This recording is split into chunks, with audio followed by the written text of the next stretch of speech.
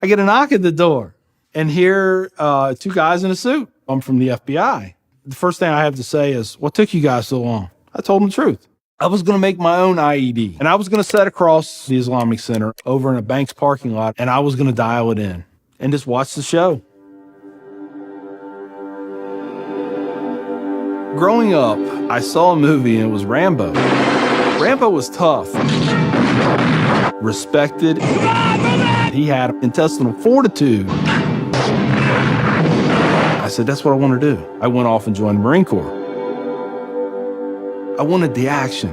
The first time I got shot at, I remember looking at my watch and I says, man, this time last year I was in English class. I fought several times in the Middle East, Desert Shield, Desert Storm, South America, Philippines, Somalia. I think the worst things that I have seen is dead children. I had to suck it up. I had to be there for my guys. Each one of those teardrops stands for a confirmed kill. I stopped adding after 26. Where I was taught, Marine Corps, just own it and then let it go. But there comes a time when there's too much of that and you can't turn it off anymore. I want you to give me a window into your state of mind at that time.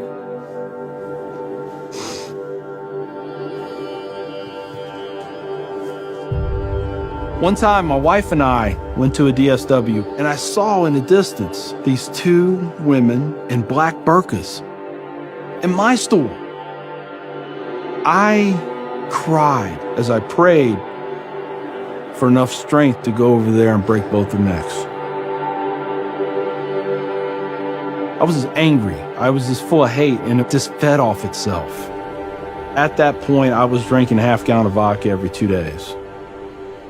I had devised a plan, create my own IED, homemade bomb, and I was going to set it off right outside the Muncie Islamic Center. 200 plus killed or injured. That was the plan. I saw an opportunity to do one last thing for my country. This was my rationale. I knew I would end up in a federal prison with a needle in my arm. I didn't care. My hatred of Islam, it was the only thing that was keeping me alive. So one day my daughter comes home, second grade maybe. She was telling me about this little boy who sat across from her. His mom came to get him. She said she had scarves on her and she had a dress all the way down to her feet and you couldn't see her on nothing but her eyeballs. At that point I snapped, started spewing things out of my mouth that should never be said in front of children or anything. She didn't say anything. It was the look on her face. I remember my daughter looking at me like I was absolutely the craziest person on the face of the earth. She was my little buddy. She used to say we were road dogs. I know I saw it in her eyes. I made her question that love. And that's when the light bulb came on. I decided to give the people of this community one more chance. So I went to the Islamic Center, see a gentleman in the shoe room taking off his shoes. He looks at me and he smiles.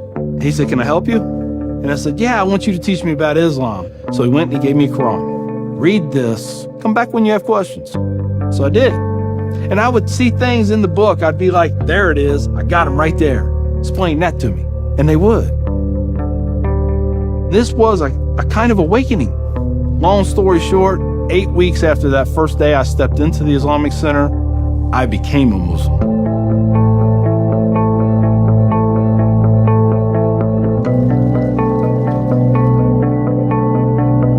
I'm a Muslim, a veteran, and a proud American. I had learned that I was completely wrong about everything that I felt. You know, Judaism had a message, Christianity had a message, Islam had a message. Funny thing is, though, it was the same message. It was about peace, and it was about love. Please join me in welcoming Mr. McKinney. My big thing is now to stop the hate. Nothing good has ever come out of hatred. I've done too many things. I've hurt a lot of people. I have to live with that.